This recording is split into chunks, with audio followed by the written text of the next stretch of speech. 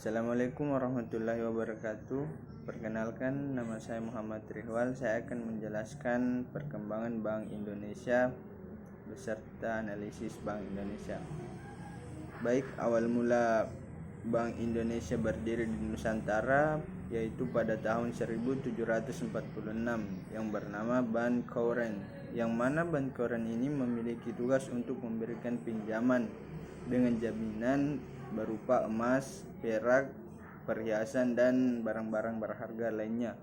Kemudian di tahun 1752, Bank Van Koren disempurnakan menjadi The Bank Van Koren and Bank Van Lening, yang mana bank ini bertugas memberikan pinjaman kepada pegawai VOC.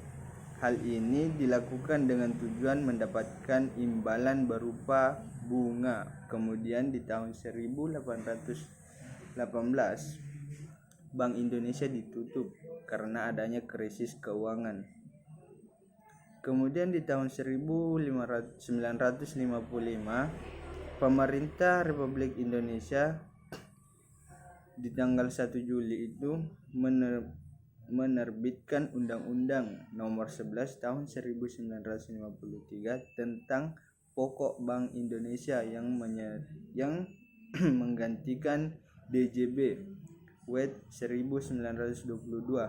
Sejak 1 Juli, Bank Indonesia resmi berdiri sebagai Bank Sentral Republik Indonesia. Tugas Bank Indonesia tidak hanya sebagai bank sirkulasi, melainkan sebagai bank komersial melalui pemberian kredit.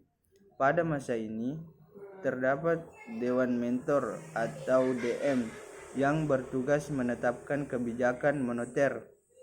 Ini diketuai oleh Menteri Keuangan dengan anggota Gubernur Bank Indonesia dan Menteri Perdagangan. Kemudian di tahun 1999, dengan adanya Undang-Undang Nomor 23 Tahun 1999 tentang Bank Indonesia ditetapkan sebagai bank sentral yang bersifat independen. Pada tahun 2004, DPR mengesahkan Undang-Undang Nomor 3 Tahun 2004 tentang perubahan Undang-Undang Nomor 23 Tahun 1999 tentang bank. Undang-undang ini berisi tentang pengesahan terhadap kedudukan bank sentral yang independen, penyempurnaan pengaturan tugas dan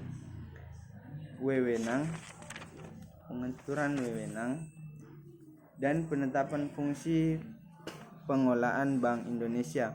Kemudian di tahun 2011 DPR mengesahkan undang-undang lagi, yaitu Undang-Undang Nomor 21 Tahun 2011 tentang Otoritas Jasa Keuangan atau OJK, yang mengalihkan fungsi pengaturan dan pengawasan perbankan dari Bank Indonesia ke OJK. Sementara itu, pengaturan dan pengawasan makroprudensial menjadi tanggung jawab Bank Indonesia.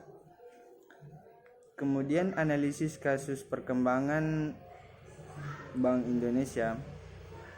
Pada awal Maret 2020, OJK mengeluarkan kebijakan yang bersifat kontroversial untuk memberikan ruang gerak bagi pelaku usaha maupun perbankan agar mampu bertahan dalam menghadapi penurunan ekstrim ini yang diakibatkan oleh penyakit COVID-19.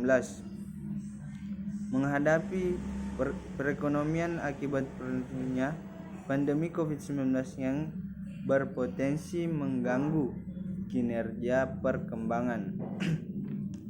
Kebijakan tersebut dapat respon baik oleh pelaku usaha besar maupun kecil dan perbankan lainnya. Baik, itu saja yang dapat saya jelaskan mengenai perkembangan Bank Indonesia dan analisis Bank Indonesia. Kurang lebihnya mohon dimaafkan. Terima kasih atas perhatiannya. Wabillahi taufiq wal hidayah. Wassalamualaikum warahmatullahi wabarakatuh.